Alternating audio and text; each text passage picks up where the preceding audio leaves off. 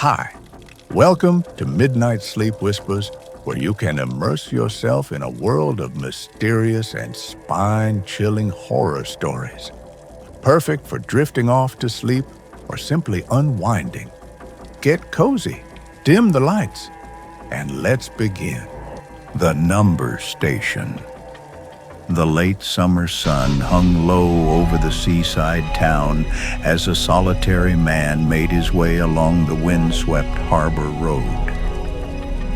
He was new to this place, having moved here for peace and quiet after decades spent entangled in the endless hum of city communications towers. Mark, a former communications engineer in his early 50s, had come to this salt-scented town seeking refuge from the noise of his past life. The gulls cried overhead, and the briny air rusted every surface.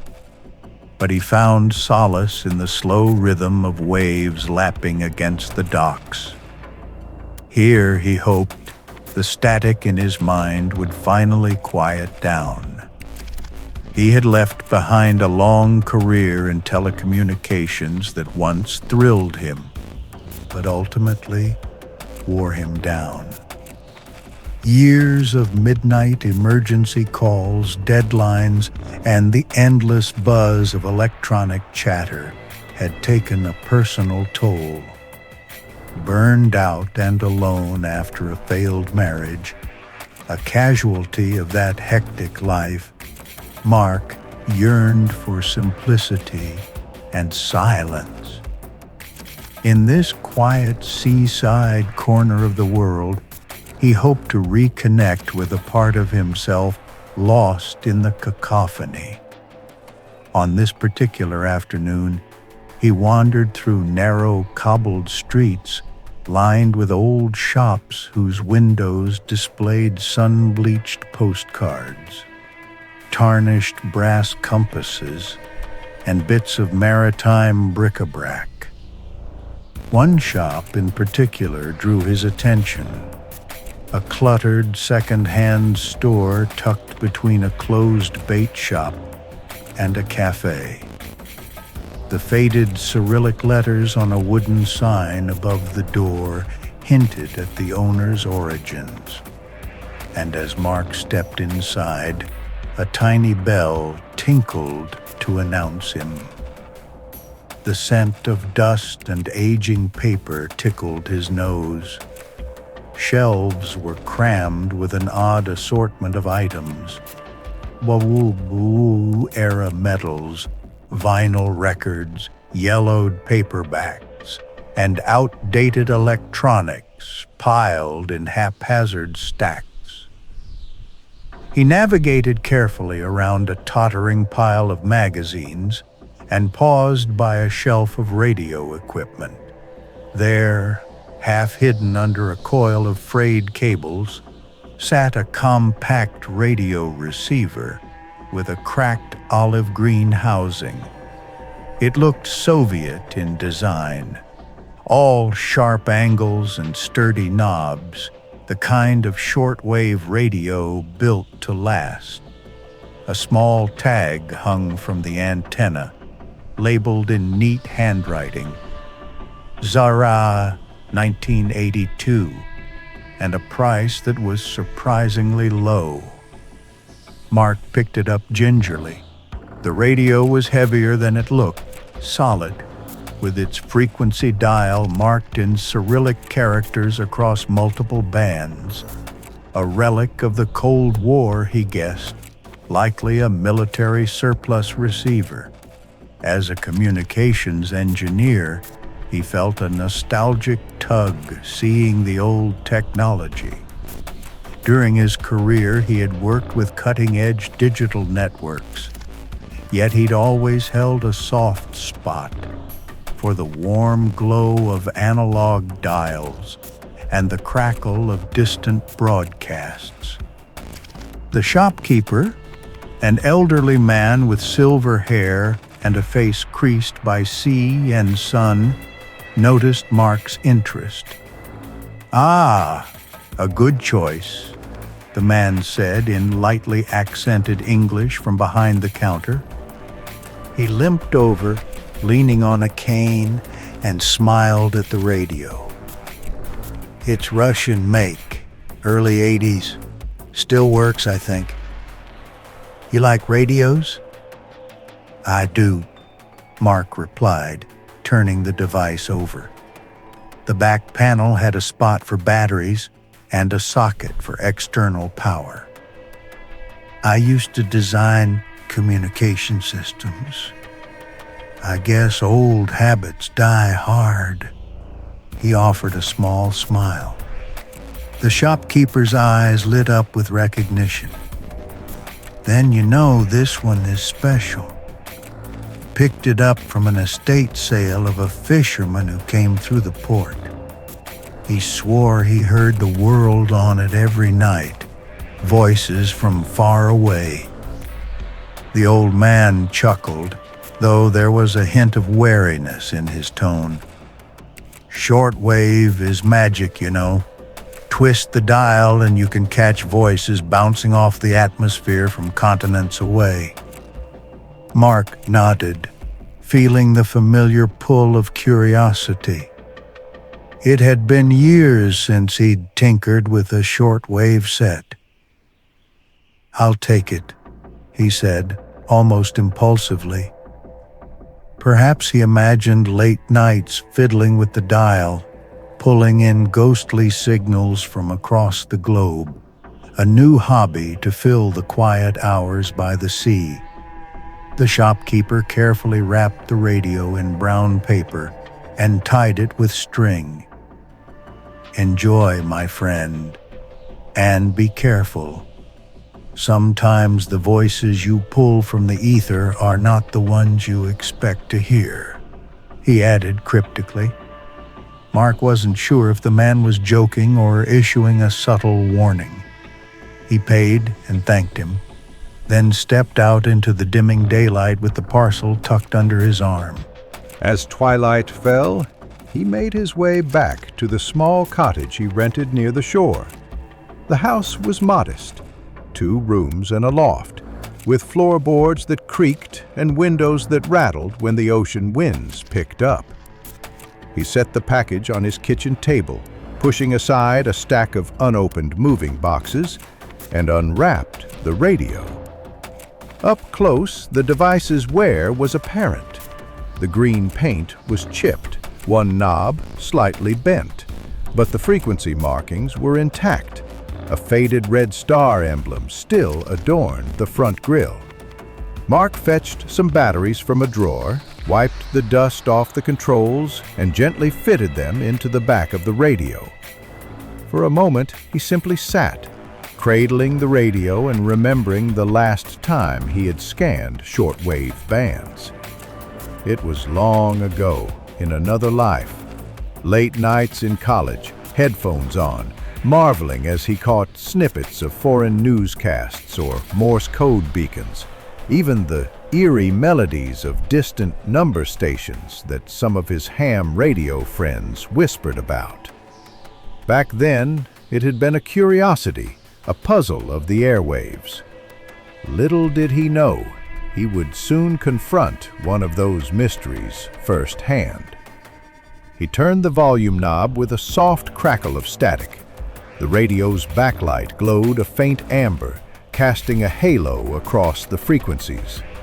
At first, only silence and a low hiss emerged, the familiar blankness of an empty channel.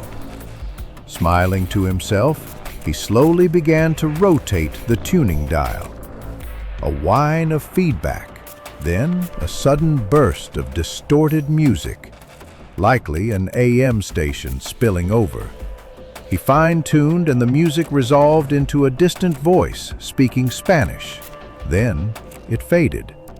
The next frequency up, a sharp beeping tone repeating over and over, perhaps a utility beacon or telemetry signal. He kept turning the dial higher.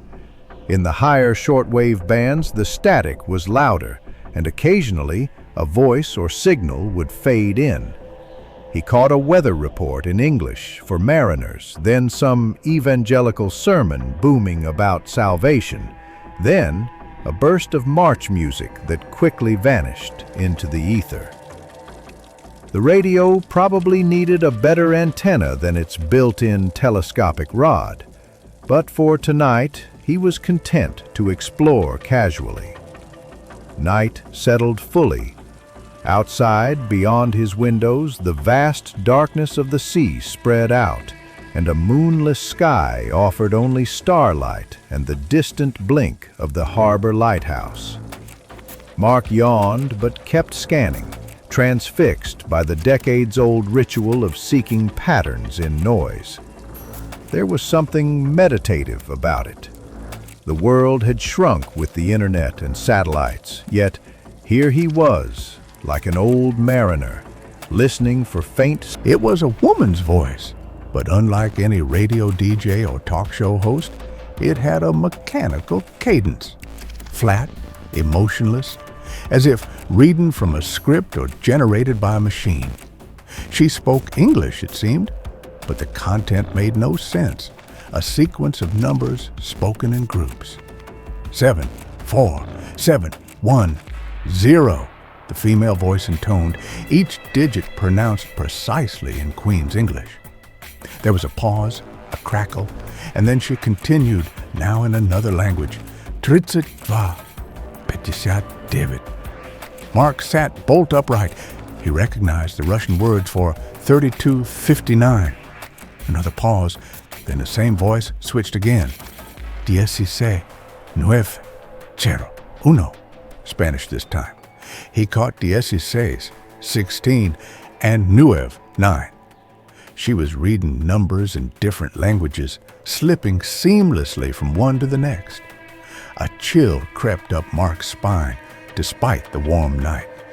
This was no ordinary broadcast. He leaned in and turned the volume up slightly. The transmission continued, clusters of numbers, sometimes interspersed with words that sounded like code.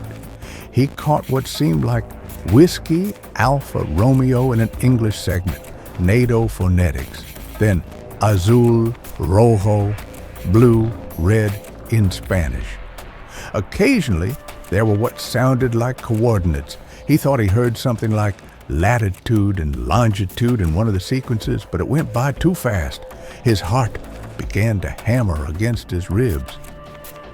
As a communications expert, he knew what this had to be, yet he almost couldn't believe it. A numbers station, here, alive on his very own receiver. He had encountered references to these mysterious broadcasts during his life. Shortwave enthusiasts had long obsessed over them, ghostly stations that transmitted nothing but coded messages to no one knew who. Some thought they were relics of the Cold War, still whispering secrets to long-dead spies. Others believed they were automated signals for clandestine operations that persisted even now. They had no commercial purpose, no official identification, yet they persisted, steadfast and cryptic. In his younger days, Mark had even heard recordings of a famous one, the so-called Lincolnshire Poacher, which began with an English folk tune and then a cheery voice reading numbers. But that station supposedly went silent in 2008. Many of the old stalwarts had gone quiet as modern encryption took over espionage tradecraft. The ones that remained, like the infamous Russian UVB-76, nicknamed the Buzzer, usually didn't broadcast voices so clearly. UVB-76 was known for its constant buzzing tone, only rarely broken by a voice reading a coded message in Russian. Yet here and now, he was listening to something that felt like a hybrid of them all, a restless Roman transmission slipping between languages and formats. He scrambled for a pen and notepad, the tools of any true radio listener, and started jotting down what he could catch. It was difficult. The transmission wasn't slow. and each language shift threw him off for a moment. His hand shook with excitement or nerves, but he managed to record several sequences. 7-4-7-1-0, 32-59, 16-9-0-1, and a phrase he thought was French or Spanish, blue clair, or perhaps azul claro, light blue, followed by 5-5-.3-8-9 north, 30.099 east, 2604-1986. That distinctly sounded like a set of coordinates followed by a date. He stared at the last line he'd written, 26th of April, 1986. That date tugged at his memory. April 26th, 1986. Mark felt his mouth go dry as he realized why it was familiar. The Chernobyl nuclear disaster occurred on April 26th, 1986, and the coordinates given, 51.389 north, 30.099 E, if he heard correctly, would be near Pripyat in northern Ukraine, the location of that meltdown. His pulse quickened. Why would a coded broadcast include the exact date and coordinates of Chernobyl? Before he could process it, the voice continued, implacable, 40.71 north, 74.01 west, 11:09/2001. The woman recited calmly. Mark dropped his pen.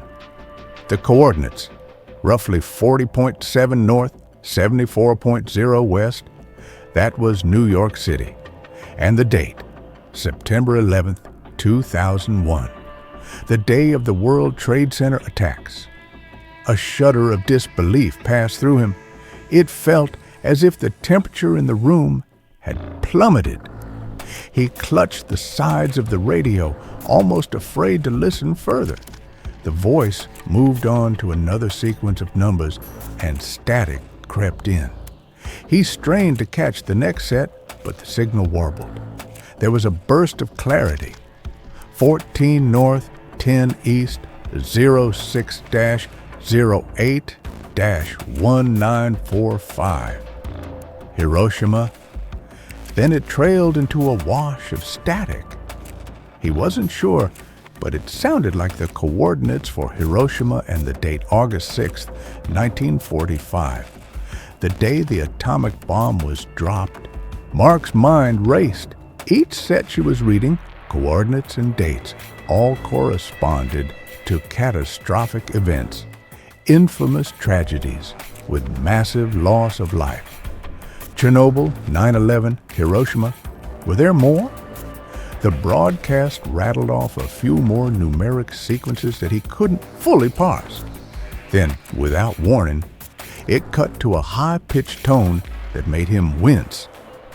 The tone droned for about 10 seconds, and abruptly the transmission ended. The radio crackled with empty static once more. He realized he had been holding his breath.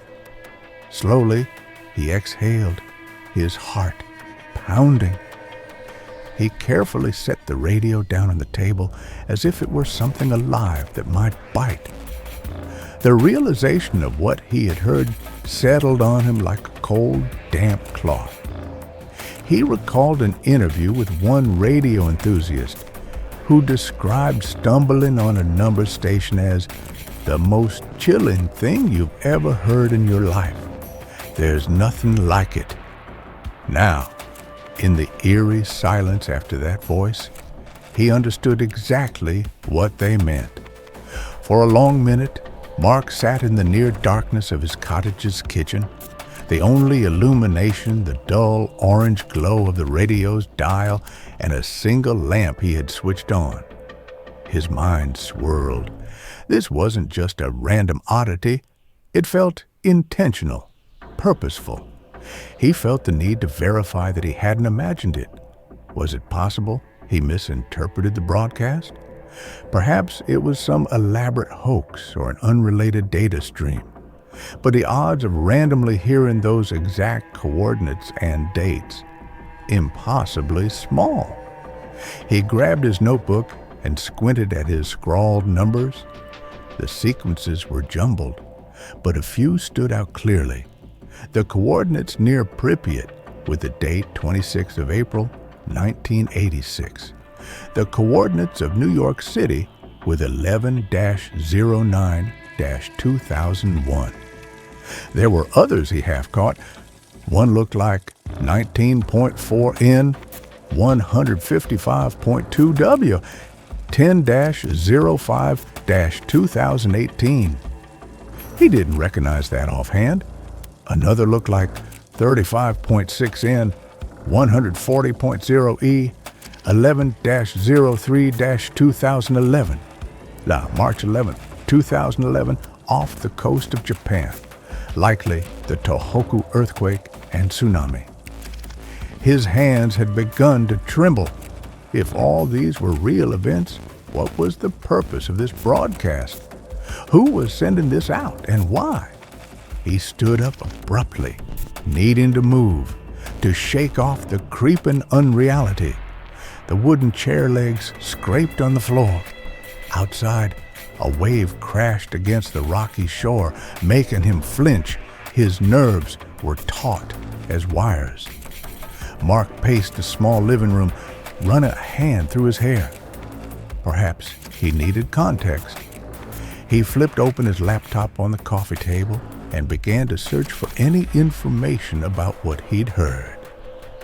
The internet connection in the village was spotty, but sufficient for some browsing. He found himself digging into the world of number stations online. He stumbled on a Wikipedia entry that confirmed number stations were indeed a long-standing phenomenon. Shortwave broadcasts of formatted numbers, widely believed to be addressed to intelligence officers in the field since at least World War I. In one famous case in 1998, the FBI even arrested a Cuban spy ring after decoding messages from the Cuban Atención number station. These signals were not folklore. They had real uses, real targets. Armed with some background, he refined his search. After a few false starts, his initial queries were too generic, he found a discussion forum frequented by radio enthusiasts. One thread caught his eye. Unidentified multilingual number station. Anyone else hearing this? The original post was dated just 2 days ago. Mark clicked it with a surge of relief. At least he wasn't the only one hearing it. The thread contained a handful of replies. Someone in Australia reported hearing a similar transmission late at night on a nearby frequency, describing a female voice reading numbers and words, maybe Spanish or French. Another reply from Germany noted the coordinates and dates, saying they recognized one as the Chernobyl date. A user from Canada wrote, "This station is freaking me out. It's like a roll call of disasters. What's the point? Anyone decode further?" There were no clear answers, only speculation. A morbid art project, an automated emergency channel, or of course the favorite theory. "Something paranormal, guys," one user joked nervously. Mark felt a chill reading the word paranormal. He wasn't superstitious. He trusted in engineering and logic. But nothing about this fit into a neat box of explanation. Still, seeing others had heard it too gave him some grim comfort. He wasn't hallucinating or alone in this. He posted a reply in the thread, summarizing what he heard. The switch of languages, the coordinates for Pripyat and NOIC that he recognized, and how it seemed to be reciting tragedies. Under an old forum handle he hadn't used in years, he asked if anyone had tried to trace the signal source. A few responses trickled in over the next hour. The frequency and format didn't match any known government station, and the transmitter seemed oddly strong yet inconsistent. One hobbyist mentioned attempting to triangulate it, but found the propagation unusual. Sometimes it sounded local. Other times, skip propagation made it fade as if distant. Local. Mark realized with a start that the clarity of the signal on his radio was exceptional for shortwave. Distant stations usually had a flutter, a fading in and out. But this one had come through strong and clear, at least until the very end. That suggested it might be transmitting from somewhere nearby. The idea that it could be local, possibly within a few dozen miles, made his skin crawl.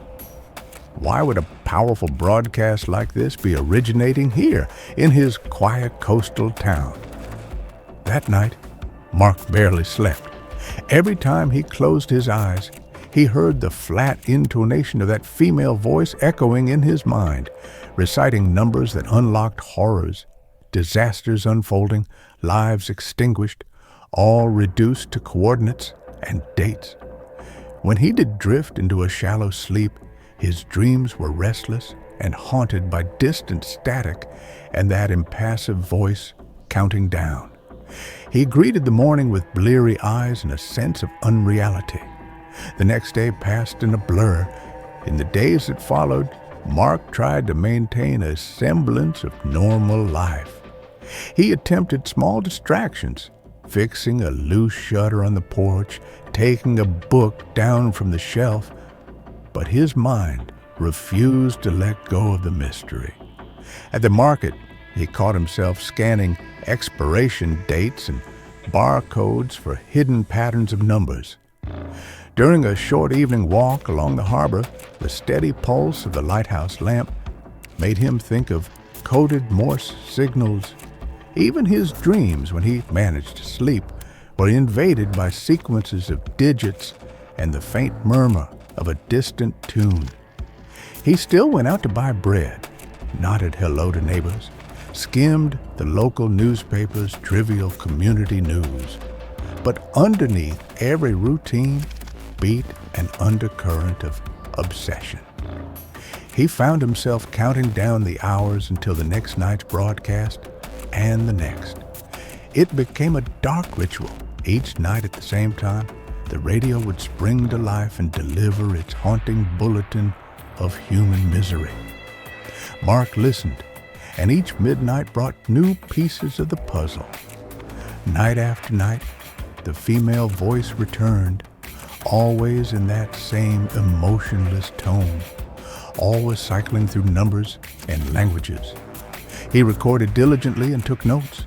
Some events repeated across nights, perhaps a core list of infamous tragedies. But occasionally, new ones appeared, adding to the grim catalog. Late into each night, Mark would pore over the new data.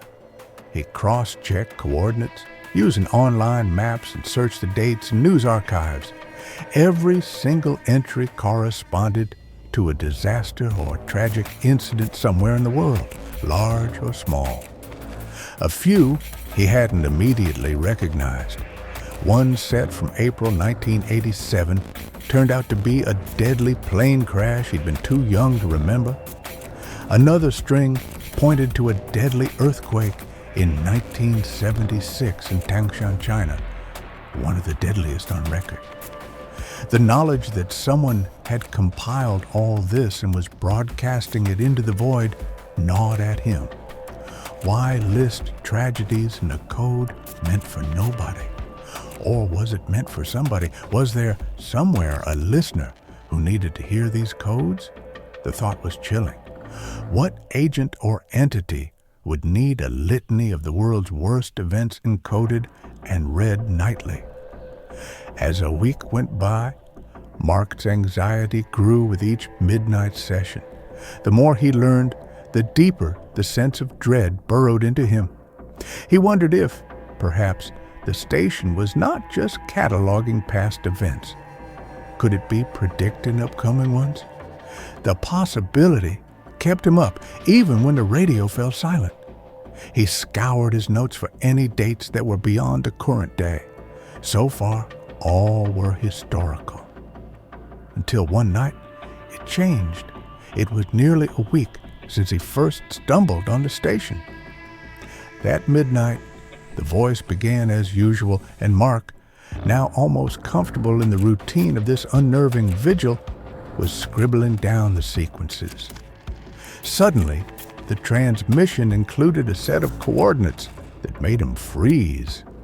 The female voice spoke a latitude and longitude that he knew very well. It was the coordinates of this region, right near his seaside town. She gave a pair of numbers, which he recognized as roughly 43.1 north, 131.9 east. And then she spoke a date, 20-09-2025, a date about 1 month in the future. Mark's stomach dropped. He replayed the recording to confirm. There it was, his hometown's coordinates and a future date. What tragedy was that supposed to be? His mind conjured scenarios: an accident at the docks, a freak storm, an attack, or was it him? He felt his blood run cold at that thought. Could the station be predicting his death? It sounded absurd, but nothing about this was rational anymore. A surge of protectiveness, or was it paranoia, coursed through him. If something was slated to happen here, perhaps he could warn someone, prevent it. Yet, how could he possibly explain? On a pirate radio channel, a voice said, "Our town will have a disaster next month." He'd be dismissed as a crackpot. He tried calling a government radio monitoring bureau anonymously, inquiring if they'd picked up odd broadcasts in the area. The receptionist politely shuffled him through a maze of transfers that led nowhere. That night, after hearing what felt like a direct threat, Mark barely caught a wink of sleep. He lay in bed listening to the distant rush of the surf and the blood pounding in his ears, wondering who was out there in the dark, sending these messages. Eventually, he decided he couldn't just sit and wait for whatever might happen. He had to act, to investigate, to stop this. As dawn broke, Mark resolved to trace the signal to its source. Enough of passively listening, he needed to confront the origin. His professional skills might finally be of direct use. After all, during his career, he'd done radio direction finding and signal triangulation. He could at least try to locate the transmitter. But who or what would he find if he succeeded? As he paced his small living room, gritty-eyed and heart-pounding, Mark's mind churned through wild possibilities. Could this be the work of some defunct Cold War agency running on autopilot? A secret experiment by a modern cabal? Or a twisted cult of engineers worshiping catastrophe? He even wondered, in his darker moments, if the broadcasts were not human at all, as if the ether itself had become conscious of human suffering and was chanting it back. Every explanation felt outlandish, yet nothing seemed impossible anymore. Whoever or whatever was behind it would not stop, not unless someone stopped it. Mark considered briefly, simply walking away, smashing the cursed radio, burning his notebooks, pretending none of this had ever happened. But even if he fled, he knew he would forever look over his shoulder, waiting for a voice to crackle out of the static again. And if these broadcasts truly foretold catastrophe, how could he live with himself if he did nothing?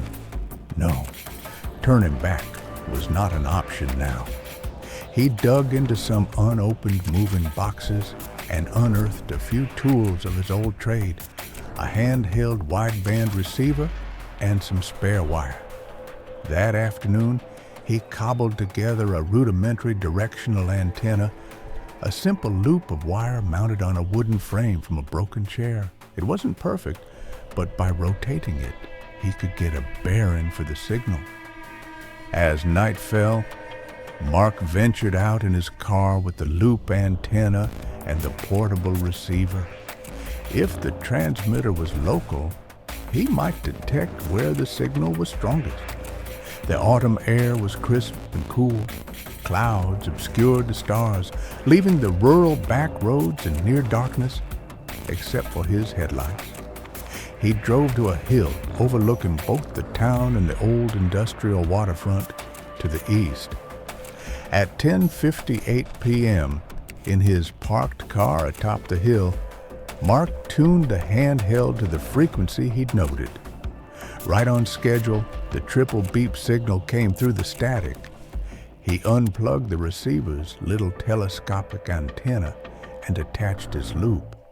Then he slowly rotated the loop antenna, watching the receiver's signal strength meter. There, a slight uptick when the loop faced the old shipyard and harbor side of town. He turned more. The signal strength dropped when facing inland and rose again toward the coast. A rough line of bearing emerged, pointing toward the derelict industrial district between the harbor and the sea cliffs. It made sense. That area had been active during the Soviet era, with warehouses, a fish cannery, and even a long-range radio transmitter station decades ago, now mostly abandoned after the newer port facilities were built further up the coast. Perhaps some old installation there was alive again. Mark jumped back into his car and started driving toward the shoreline industrial zone, guided by the occasional crackle from the receiver on the seat beside him. The voice had begun its nightly litany as he drove, but he tried to tune it out and focus on the signal strength. Street by street, the readings climbed. He passed darkened warehouses and rusting storage tanks looming like silent giants in the night. The signal was definitely growing stronger. By the time he reached the chain-link fence of the old transmitter facility, the static had nearly vanished, and the voice was loud and clear. He turned off his headlights and rolled to a quiet stop behind a stand of wind-blasted pine trees. The area was quiet save for the distant wash of waves against pilings and the creaking of a disused crane somewhere. Most of these structures hadn't been touched in years. Some were half collapsed, windows broken, their insides likely home to feral cats and vagrants. Yet somewhere amid them, an illegal broadcast was emanating. Mark pocketed his portable radio and slung a small flashlight on his belt. He slipped through a gap in the rusted fence where the chain link had been cut and peeled back, perhaps by scrap thieves long ago. Keeping low, he moved from shadow to shadow across the weedy lot. At the far end of the yard, backlit by a faint sliver of moon that had emerged, stood the skeletal outline of an old radio mast. Wires dangled from it, leading toward a squat concrete building with a partially caved-in roof. Probably the old transmitter control room, he thought. It was dark, but as he crept closer, he saw a faint reddish glow coming through a door left ajar. He ducked behind the corner of an outbuilding, heart thudding in his chest. There was definitely light inside that ruin, an old emergency lamp or someone home? He crouched, crawling the last few yards with utmost care. Slowly, he peered through the gap of the doorway. Inside was mostly darkness, save for that dim red glow at the far end, likely an equipment indicator or a covered lamp. His nose caught a whiff of ozone and hot metal. Mark slipped through the doorway, staying low. The crunch of debris under his shoes sounded like a thunderclap. He froze, listening. Nothing changed. Inside, the room was illuminated only by a pair of tiny LED indicators and the weak blue-green flicker of a CRT monitor left running. In the stillness, he could hear a faint electronic hum. Machines running. He let his eyes adjust. It was an operations room of some sort. Indeed, an old radio transmitter rack stood against one wall, patched together with newer components and jury-rigged wiring. Cables snaked along the floor to a makeshift power supply that purred quietly. A desk in the corner held two small monitors connected to a computer tower, with its side panel removed and wires spilling out. The computer was indeed on. A faint whir of a fan accompanied its blinking status light. Mark's pulse quickened as he recognized the setup. A high-frequency transmitter and receiver array, assembled from decades-old gear and modern parts. Whoever ran this had scavenged and repurposed technology across eras. Papers littered the desk, logs, printouts, scribbled notes. On the wall above hung a large world map punctured by dozens of push pins. Red threads connected certain pins in a web. He stepped closer, squinting at the map. Many pins bore tiny handwritten labels, dates or code names scrawled in pen. He noticed one pinned on New York City labeled September 11th, 2001. Another in northern Ukraine tagged 26th of April, 86 near Chernobyl. One on Japan's coast marked 11/03/11 for the tsunami and reactor meltdown. It was a literal atlas of calamity laid out before him. Mark swallowed, feeling as if he'd stepped into the lair of something obsessive and malign. Yet there was no one here, at least no person visible. Whoever operated this might come and go, or perhaps monitor it remotely. Given the automation he saw, a lot could be controlled from afar.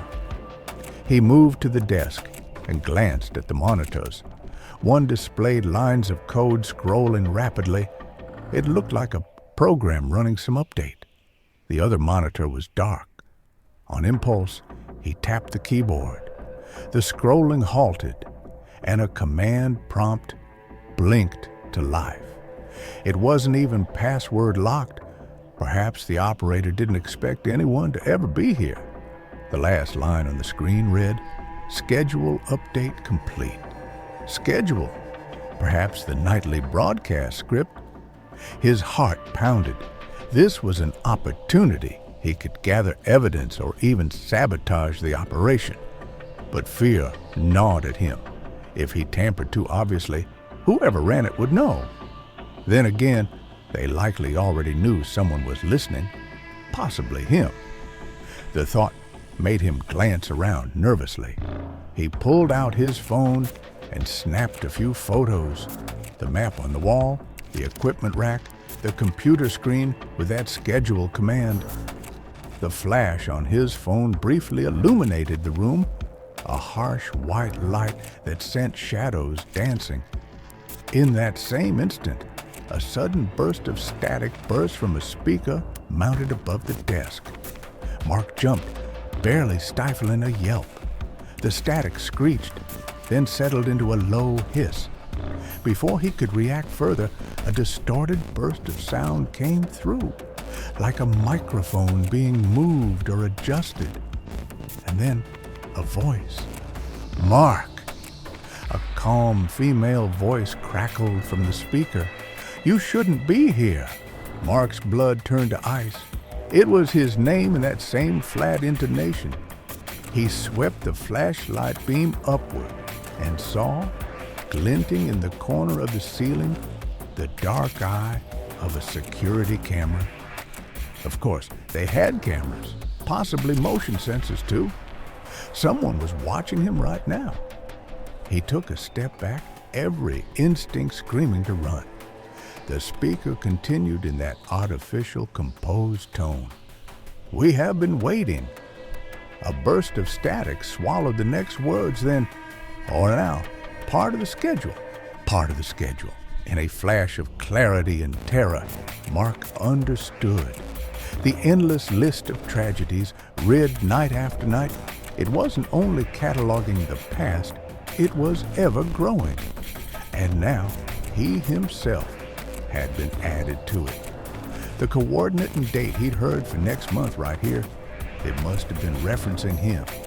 Somehow, this entity had known he was listening, known he would come.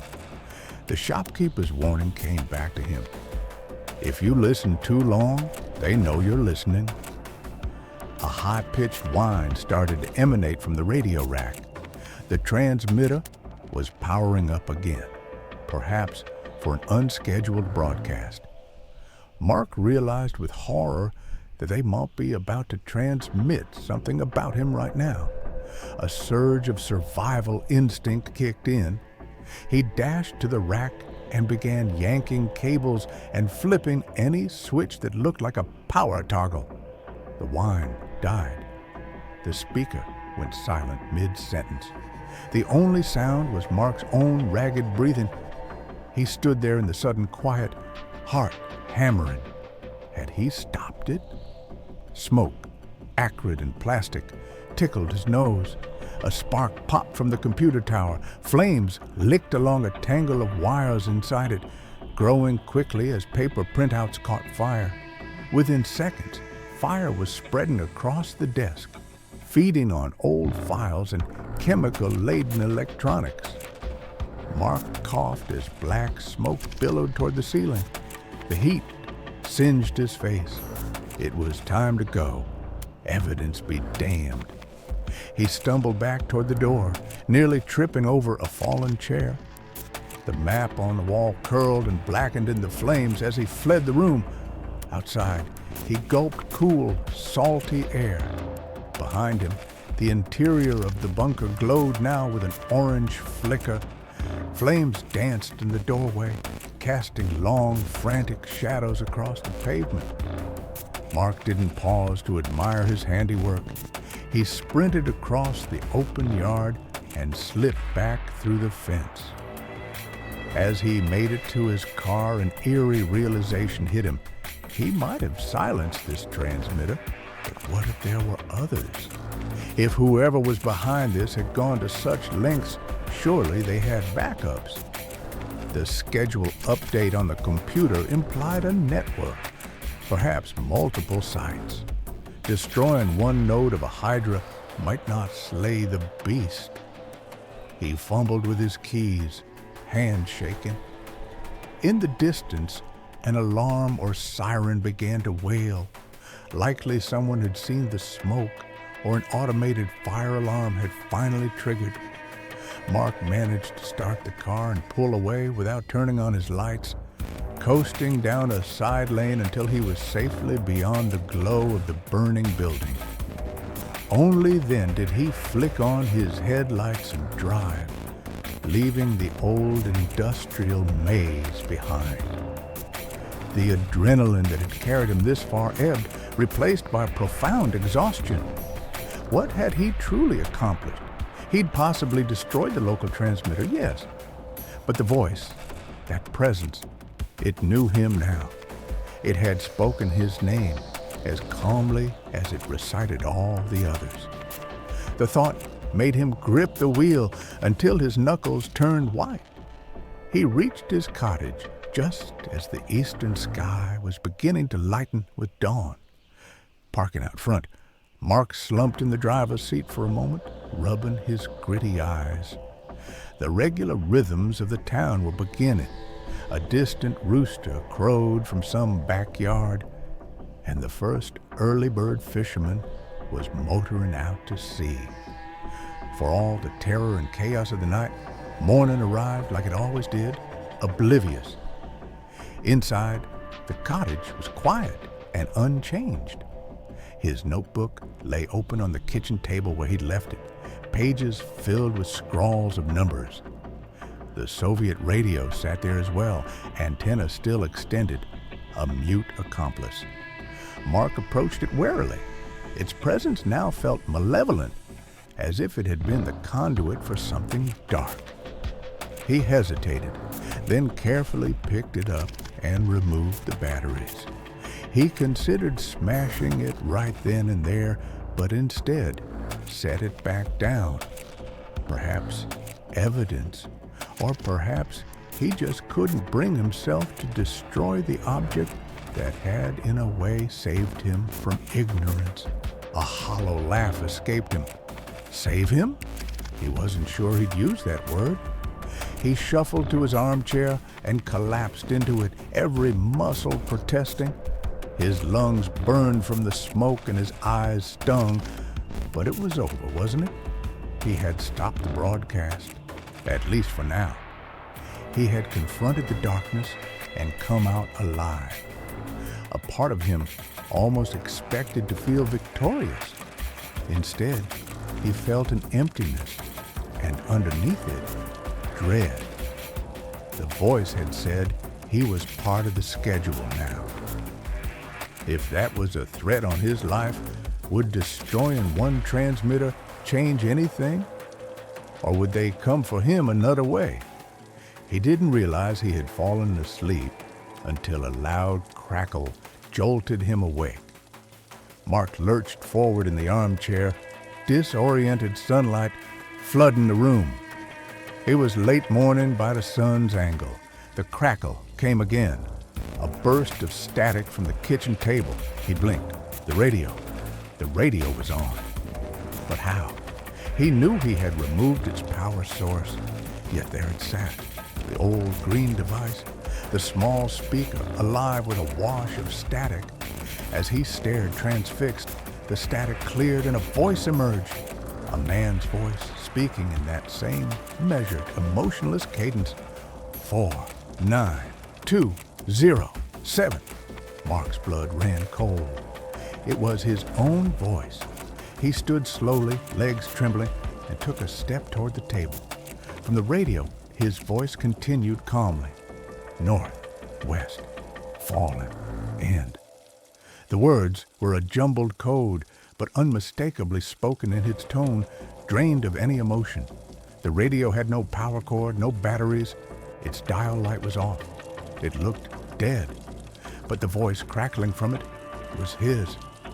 Mark felt an icy prickle at the back of his neck. Had they recorded him? Were they playing it back? Or had he already become something beyond himself? A cog in their machine. His mouth went dry. He leaned over the radio, heart pounding, as he reached out a trembling hand to touch it. The plastic was warm despite having no power, almost as if it were alive under his fingers.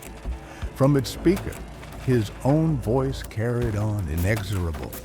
A stream of numbers followed by a pause, then a new sequence. In the background, a faint, intermittent tone beat, the familiar interval signal. They were broadcasting him. He thought of that final message the voice had given him in the burning room.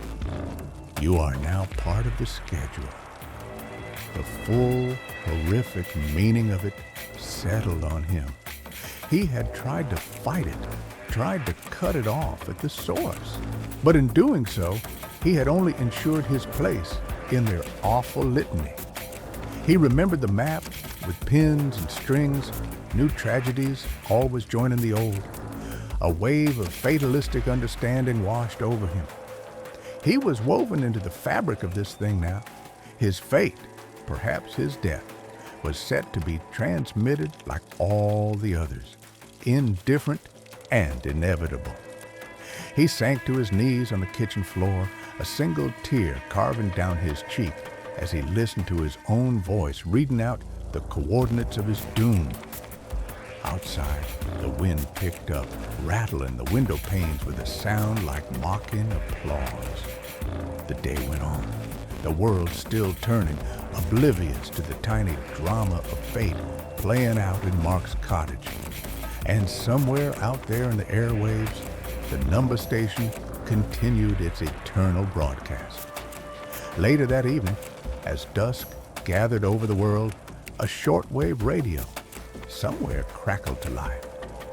Across the spectrum, enthusiast and innocence tuning the dial might have caught a new voice among the familiar ones. A man's voice, gentle, hollow, reading numbers in measured cadence, occasionally punctuated by a word in some foreign tongue. Those veteran listeners who had tracked the mysterious broadcast for years noted the change with curiosity. The usual female voice was gone, replaced by this stranger. Those veteran listeners who had tracked the mysterious broadcast for years noted the change with curiosity. The usual female voice was gone, replaced by this stranger. They leaned in closer, transcribing dutifully, intrigued, yet utterly unaware of the tragic truth behind the shift. In a small seaside cottage, the lights remained off and the windows stayed dark. The old Soviet radio there had finally fallen silent. Its last reception, the echo of its owner's voice joining the endless transmission that whispered through the night. Outside, the indifferent sea lapped at the shore under a moonless sky, and the number station went on, relentless and eternal, carrying Mark's voice out into the darkness, a final entry added to its ledger of the doom.